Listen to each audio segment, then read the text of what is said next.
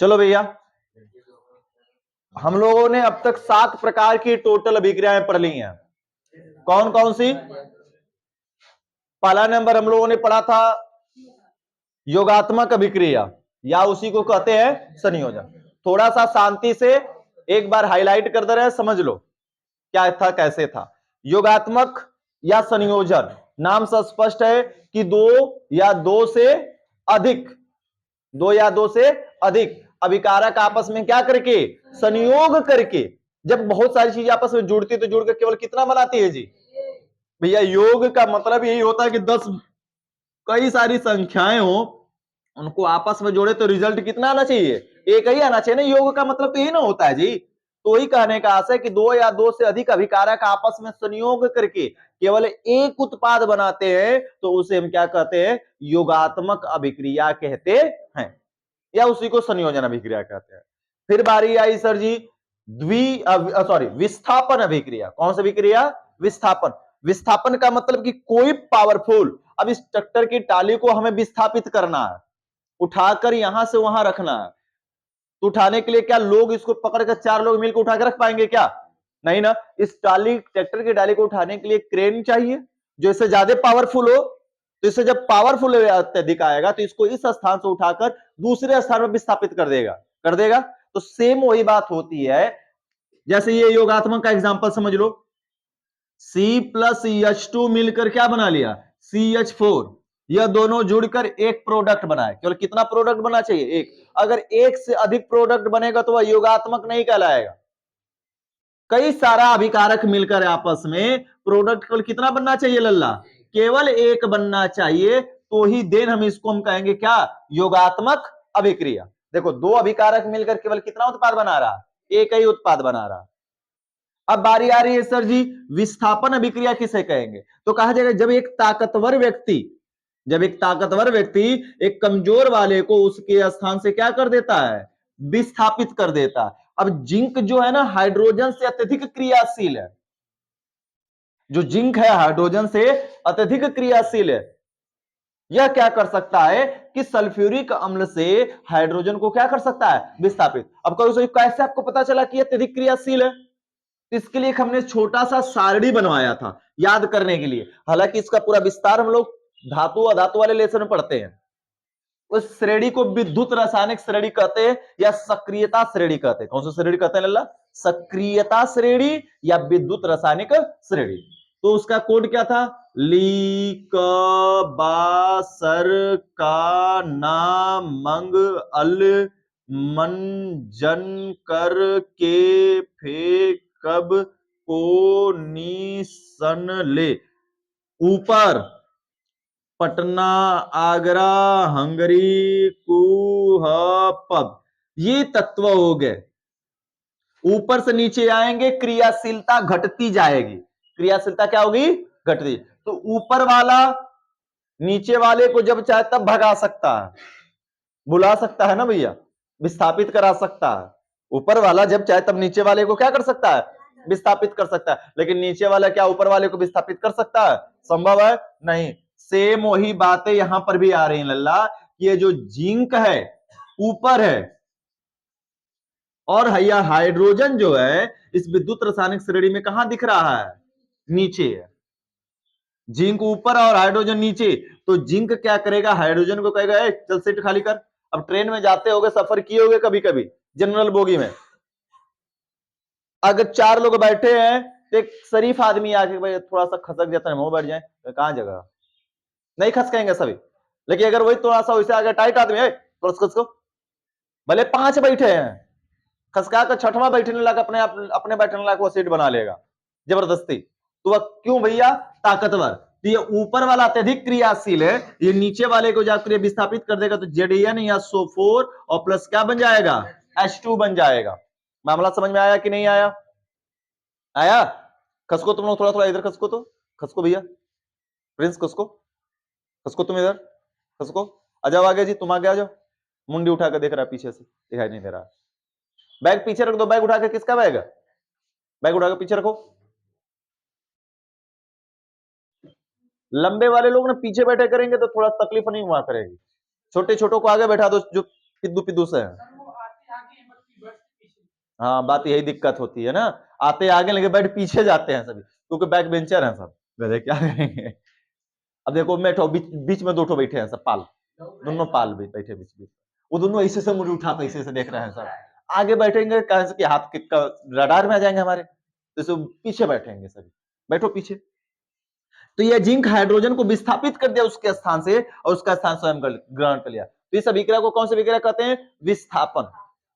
तो जब एक अत्यधिक क्रियाशील तत्व एक कम क्रियाशील वाले तत्वों को विस्थापित करके उसके स्थान को ग्रहण कर लेता है, तो उस अभिक्रिया को कौन सी अभिक्रिया कहते हैं? विस्थापन। फिर अगली हेडिंग आई सर जी, द्विविस्थापन अभिक्रिया। द्विविस्थापन में क्या हो गया? जैसे हम बात कर लें, या Cl हो गया और NaOH हो गया, यहां पर यह भैया दिख रहा है, तो यह प्लस, यह माइनस, यह प्लस और यह माइनस। वह रासायनिक अभिक्रिया जिसमें जो अभिकारक हैं आयनों की आपस में क्या कर लेते हैं? अदला बदली। सोडियम भैया देखो ऊपर है और हाइड्रोजन कहां है? नीचे। तो सोडियम हाइड्रोजन को भगाएगा, और जब यहां से भाग कर जाएगा तो ये जाकर यहां पर लग जाएगा, ये हो जाएगा NaCl और ये हो जाएगा HOH, यानी इसको H2O लिख सकते हैं बाद में। Na चला जाएगा यहां पर और H आ जाएगा इसके पास, तो आयनों की आपस में क्या कर लिया भैया? अदला बदली कर लिया। तो वह रासायनिक अभिक्रिया जिसमें अभिकारक आपस में आयनों की क्या करते हैं? अदला बदली कर लेते हैं, इसे द्विविस्थापन, यानी दोनों का दोनों विस्थापित हो रहा है। ए तुम कहां चल रहा? चल।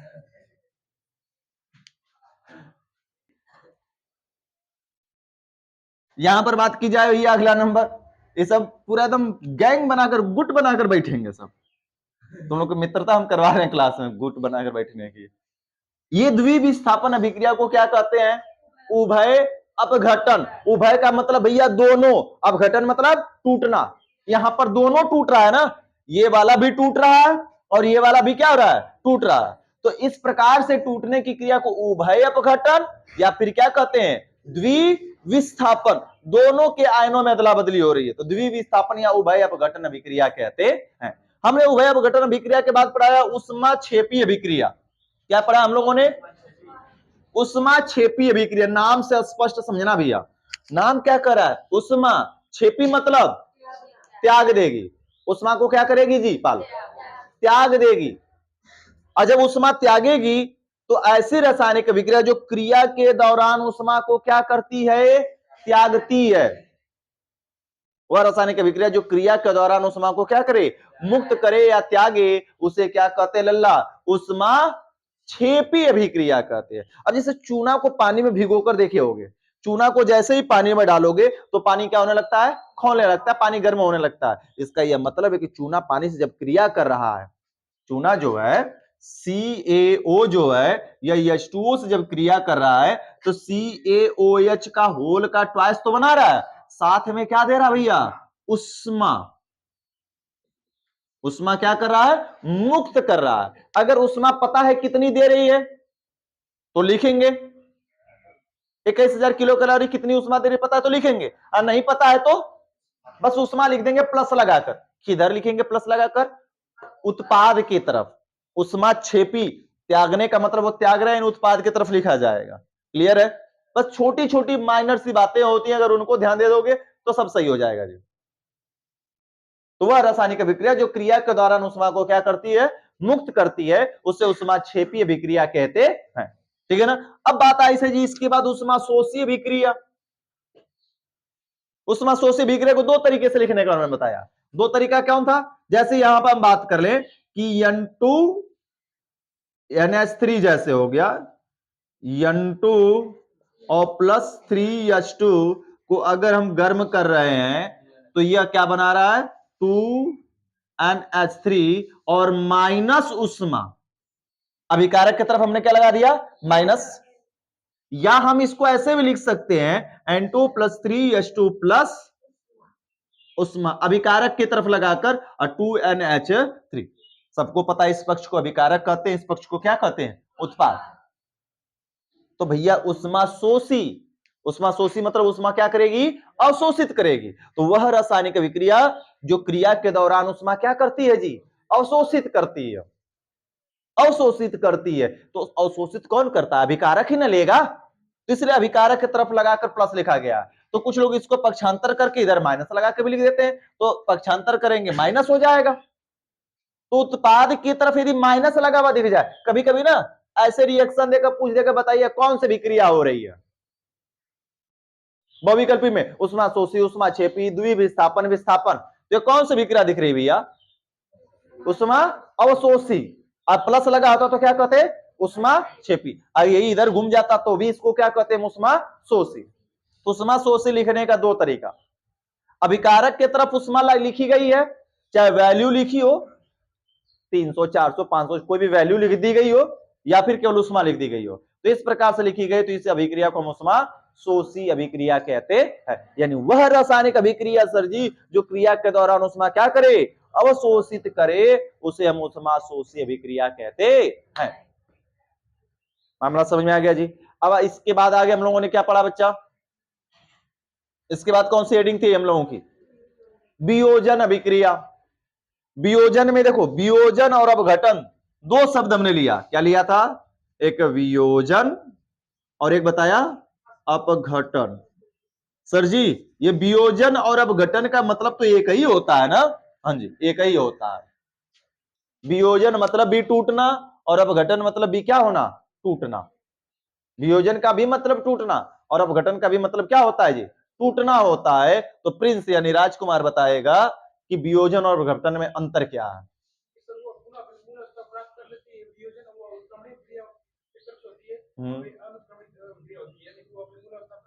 Very good. यह एक अनुत्क्रमणीय अभिक्रिया है और यह कैसी है? उत्क्रमणीय। अभी क्या हुआ सर जी? कुछ को पता था तो उसको समझ में आ गया होगा जिसने याद किया होगा, और जिसने याद नहीं किया होगा वो सोच रहा होगा क्या बता दिया राजकुमार। तो इसलिए कहते हैं याद रखो। अब एक एक हेडिंग आगे चल रहे थे, कल हुआ नहीं, आज जो पढ़ाया आज याद है और कल वाला भूल गए। सही परसों में पढ़ाए थे, वो कहाँ के याद रहेगा? हाँ जी, वो जब बात सही है ना, वो तो सर जी परसों पढ़ाए थे, वो कहाँ हम याद करेंगे, तो भुला ही जाएंगे जी। तो बात है कि डेली बाय डेली आगे का भी पढ़ो और पीछे का भी याद होना चाहिए। और नहीं याद होगा तो फिर तो खटिया खड़ी बिस्तरा गोल कर ही देंगे मार मार के हम तुमों का। काहे घबरा रहे हो? ठीक है ना? तो वियोजन का मतलब भी टूटना, अपघटन का भी मतलब टूटना। वियोजन कहता है कि किसी कारक लगाने से वो टूट जाएगा। कोई वाह कारक लगाने से क्या होगा? टूट जाएगा। लेकिन वह कारक हटाते फिर से वह क्या होगा? जुट जाएगा। अब जैसे बर्फ है, ठंडा है, हम कारक लगाए क्या चीज? ताप। टेम्परेचर देना शुरू किए और टेम्परेचर देंगे वो क्या होगा? बर्फ पिघल जाएगा। और टेम्परेचर देना बंद करके ठंडा करना शुरू कर देंगे, फिर से क्या बन जाएगा? बर्फ। मामला समझ आ रहा है? तो ऐसी रासायनिक अभिक्रिया जिसे कोई वाह्य कारक देने पर वह वाह्य कारक देने पर और क्या हो जाती है? टूट जाती है, तथा वाह्य कारक हटा लेने पर पुनः अपनी मूल अवस्था को क्या हो जाती है? प्राप्त हो जाती है। तो उसे वियोजन अभिक्रिया कहते हैं। अब वियोजन दो तरीके से करा सकते हैं, एक उष्मा देकर और एक विद्युत देकर। उष्मा देकर जो वियोजित होगी, टूटेगी, वह रासायनिक अभिक्रिया जिसे उष्मा देने पर वह अपने दो या दो अपने अणुओं में क्या हो जाती है? टूट जाती है, और उष्मा हटा लेने पर अपने पुनः मूल अवस्था को प्राप्त हो जाती है, तो उसे उष्मीय वियोजन अभिक्रिया कहते हैं। अब विद्युत वियोजन का भी हमने एग्जांपल दिखाया था प्रैक्टिकल करा के, पानी में देखे होगे। विद्युत वियोजन में क्या है? वह रासायनिक अभिक्रिया जिसमें विद्युत धारा प्रवाहित करने पर वह अपने तत्वों में क्या हो जाती है? टूट जाती है, तथा विद्युत धारा हटा लेने पर पुनः अपनी वह मूल अवस्था को क्या हो जाती है? प्राप्त हो जाती है। उसे हम विद्युत वियोजन कहते हैं। फिर आगे आया सर जी अपघटन। यह अभिक्रिया एक प्रकार की उत्क्रमणीय है, जैसे यह उत्क्रमणीय। इस तीर को कौन सी तीर कहते हैं? उत्क्रमणीय। इस तीर को कौन सी तीर कहते हैं? अनुत्क्रमणीय। यह तीर बताती है ऊपर वाली कि इससे मिलकर, इन दोनों से मिलकर अमोनिया बन जाएगा, और अमोनिया से पुनः यह बन जाएगा। नीचे वाली तीर बता रही है, ऊपर वाली तीर कहती है कि इनसे मिलकर अमोनिया बन जाएगा, और अमोनिया से मिलकर क्या बन जाएगा? पुनः नाइट्रोजन और हाइड्रोजन बन जाएगा। लेकिन ये वाली तीर क्या बता रही है कि एक बार यह दोनों मिल गया और यह बन गया, तो इससे पुनः यह बनने वाला नहीं है। मामला समझ में आ गया ना?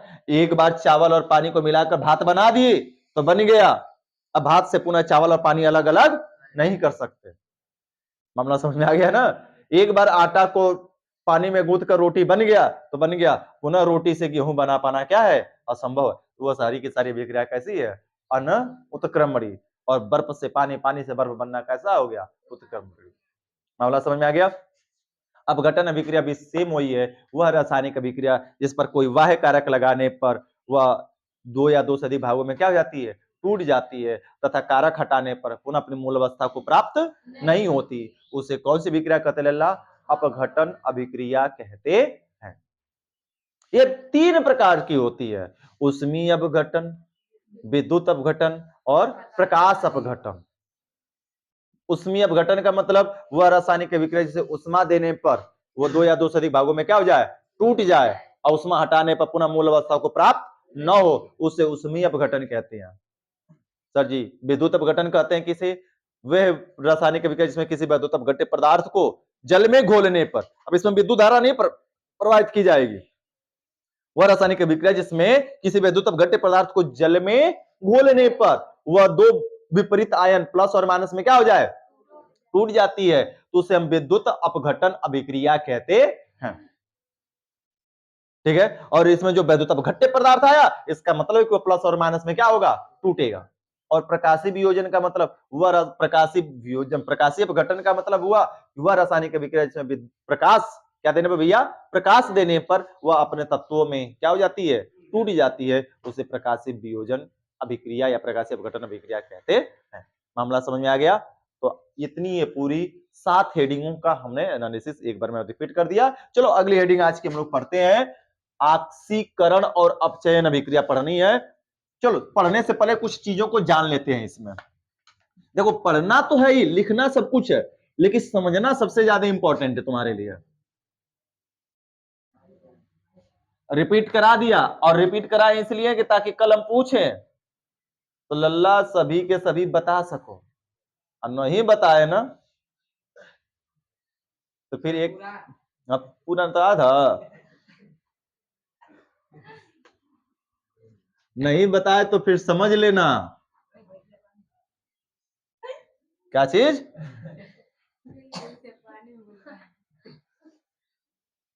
चलो जी देखते हैं, हमने बात किया ऑक्सीकरण,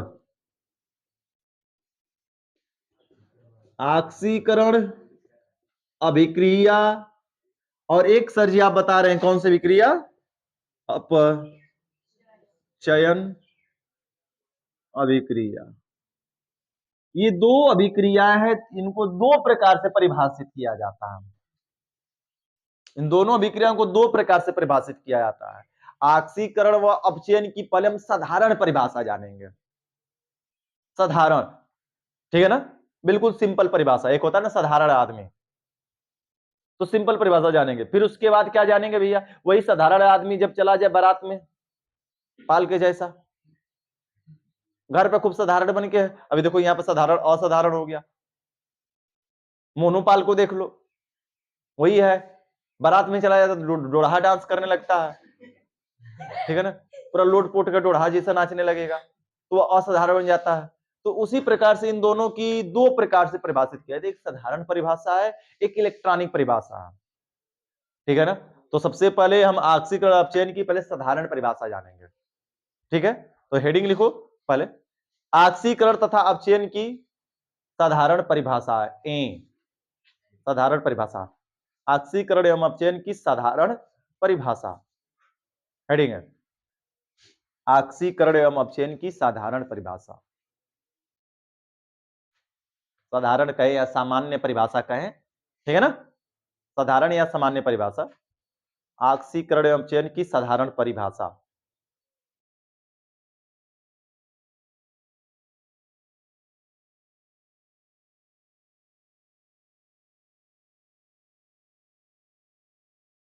हो गया बच्चा? चलो हमारे देश के वीर जवानों, केवल तुमसे पेपर में कहे ऑक्सीकरण अभिक्रिया किसे कहते हैं, अपचयन अभिक्रिया किसे कहते हैं, तो यही परिभाषा लिखोगे जब हम लोग जो लिखने जा रहे हैं। अगर इसी को ऐसे कह दे ऑक्सीकरण की इलेक्ट्रॉनिक परिभाषा किसे कहते हैं और अपचयन की इलेक्ट्रॉनिक परिभाषा किसे कहते हैं, तब जो इसके बाद लिखेंगे वो वाली परिभाषा लिखी जाएगी, ठीक है। तो हेडिंग रहेगी उसमें पहली ऑक्सीकरण, फर्स्ट हेडिंग ऑक्सीकरण,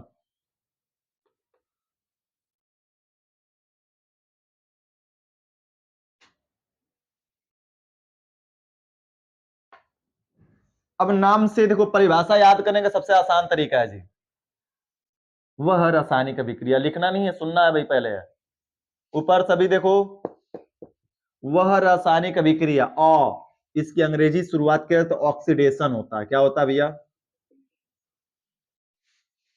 ऑक्सीडेशन रिएक्शन। तो यह किससे शुरू हो रहा है? ओ। और केमिस्ट्री में ओ का मतलब क्या होता है? ऑक्सीजन।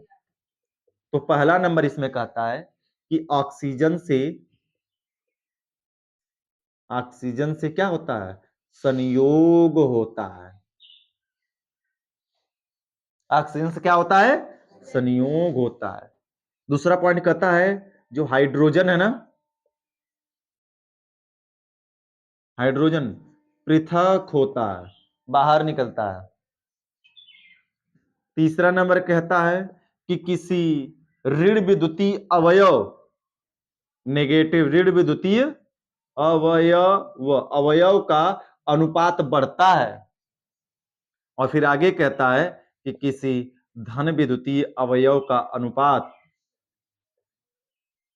क्या होता है? घटता है। तो ऐसी अगर क्रियाएं कहीं देखने को मिले तो उस अभिक्रिया को क्या कह देते हैं हमें? ऑक्सीकरण की अभिक्रिया। सर जी एक को बात पर लेना पड़ता, एग्जाम्पल जानेंगे तब तो पल्ले पड़ेगा ना। फिर से बार डिफाइन करते हैं, फिर एग्जाम्पल से बताते हैं, समझना। वह रासायनिक अभिक्रिया, चारों पॉइंटों को एक में इंक्लूड कर रहे हैं। वह रासायनिक अभिक्रिया जिसमें ऑक्सीजन से संयोग होता है। पहला नंबर क्या करा? ऑक्सीजन से संयोग होता है। वह रासायनिक अभिक्रिया जिसमें ऑक्सीजन से संयोग होता है, हाइड्रोजन पृथक होता है, किसी ऋण विद्युतीय अवयव का अनुपात बढ़ता है तथा किसी धन विद्युतीय अवयव का अनुपात घटता है। तो उपरोक्त होने वाली अभिक्रियाओं को हम कौन सी अभिक्रिया कहते हैं? ऑक्सीकरण की अभिक्रिया कहते हैं। पता है तुमको, ये चारों की चारों बातें किसी एक अभिक्रिया में नहीं मिलेगी। मैक्सिमम तुमको एक अभिक्रिया में 2 पॉइंटें मिल सकती हैं, अधिक से अधिक कितनी पॉइंट? 2। उसी के आधार पर तुम्हें आइडेंटिफाई करना होगा कि ऑक्सीडेशन हो रहा है कि रिडक्शन। तो कैसे पहचाना जाए भैया? देखो, जैसे C+O2 रिएक्शन क्या हो गया? CO2। ऑक्सीजन जुड़ रहा है कि नहीं जुड़ रहा है?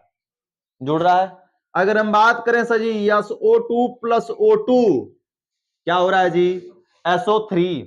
बैलेंस करने की बात आएगी, बैलेंस कर लिया जाएगा। लो जी, इन दोनों अभिक्रिया में क्या तुमको होता हुआ दिख रहा है? क्या होता हुआ दिख रहा है भैया? ऑक्सीजन जुड़ रहा है कि नहीं जुड़ रहा है? तो ये अभिक्रियाएं कौन सी कहलाएंगी? ऑक्सीकरण की। पहला पॉइंट सेटिस्फाई कर रहा है। अब कोई बाकी का नहीं मिला, सभी की सभी एक अभिक्रिया में नहीं मिल सकती है। मैक्सिमम कितनी मिल सकती है? 2 या एक ही मिलेगी मिनिमम। अब चार चार पॉइंटें, चारों के चारों पॉइंटें एक अभिक्रिया में नहीं मिलेगी तुमको, सब अलग अलग मिलेंगी। ये ऑक्सीकरण की हो रही है। फिर आगे बोला हाइड्रोजन पृथक होता है। पृथक मतलब बाहर निकलता है। इसका मतलब क्या हुआ सर जी? जैसे ये देखो C2H6 है, इसको हमने क्या कर दिया? गर्म कर दिया, तो ये बना लिया C2H4 प्लस H2।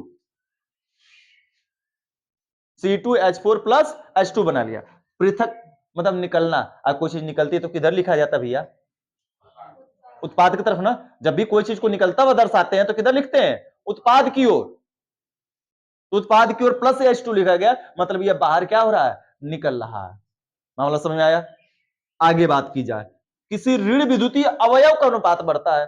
इसका मतलब सर जी क्या हुआ? ऋण विद्युतीय अवयव का अनुपात बढ़ेगा। जैसे देखो जी, SnCl2 है, SnCl2 है, इसको हम लिख रहे हैं SnCl4। जरा बताना सर जी, पहला वाला प्लस होता है, दूसरा वाला क्या होता है? माइनस। पहला वाला प्लस और दूसरा वाला माइनस, ऐसे लिखते हैं ना। यहां पर अनुपात बताओ कितना है? 2 है। अरे गधों, एक संबंधे 2। एक टीन है और एक क्लोरीन है। एक एसियन है और 2 क्या है? क्लोरीन है। तो एक संबंधे 2 का अनुपात है। और यहां पर अनुपात जरा बता देना हमको, एक संबंधे किसका मान बढ़ा है जी? किस अवयव का मान बढ़ा है? उत्पाद तो सेम टू सेम है। किस अवयव का मान बढ़ा है? ऋण आवेशित अवयव। धन का मान एक था, धन का मान कितना है एक, जितना का उतना। लेकिन क्लोरीन जो माइनस है यहां पर दो था, यहां पर कितना हो गया माइनस वाला का मान चार।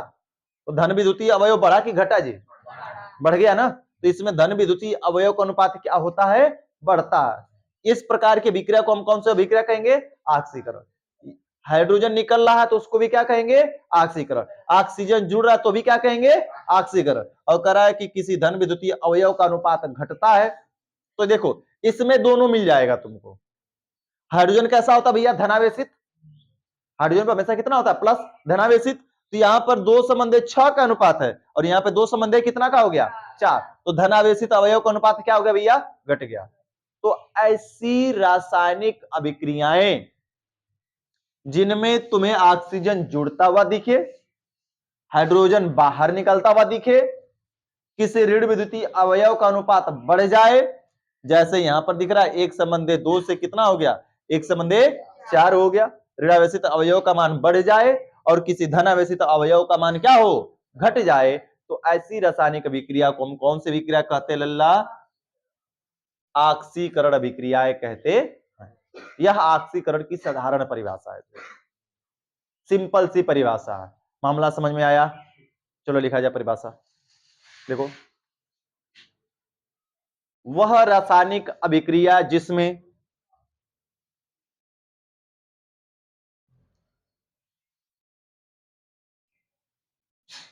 वह रासायनिक अभिक्रिया जिसमें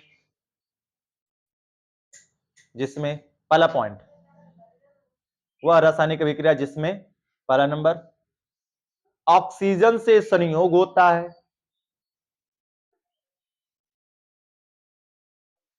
पहला नंबर ऑक्सीजन से क्या होता है, संयोग होता है।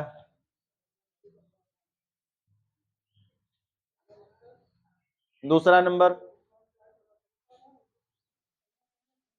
हाइड्रोजन पृथक होता है, हाइड्रोजन पृथक होता है, हाइड्रोजन पृथक होता है।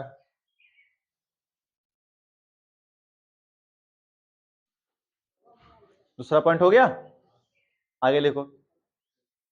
तीसरा नंबर, किसी ऋण विद्युतीय अवयव, किसी ऋण विद्युतीय अवयव, ऋण विद्युतीय अवयव, पॉइंट बनाकर बोले, तुम पॉइंट कहां बना रही है, दिमाग दुख हो गया है। तीसरा नंबर है किसी ऋण विद्युतीय अवयव का अनुपात बढ़ता है, किसी ऋण विद्युतीय अवयव का अनुपात बढ़ता है। अगला नंबर, किसी धन विद्युतीय अवयव का अनुपात घटता है, किसी धन विद्युतीय अवयव का अनुपात, किसी धन विद्युतीय अवयव का अनुपात घटता है।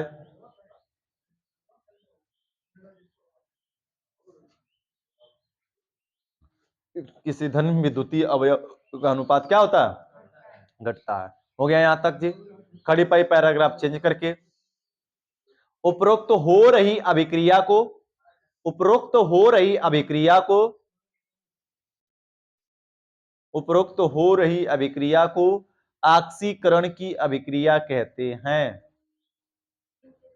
उपरोक्त हो रही अभिक्रिया को, हो रही अभिक्रिया को ऑक्सीकरण की अभिक्रिया कहते हैं।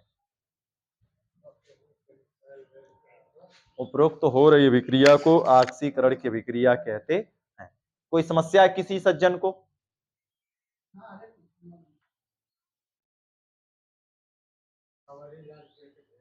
हो गया बच्चा, चलो जी। ऑक्सीकरण की अभिक्रिया कहते हैं, यह एग्जाम्पल इतना आज के लिए उतार लो, बाकी कल और इसको समझाते हैं, ठीक है ना। एग्जाम्पल उतार लो जी।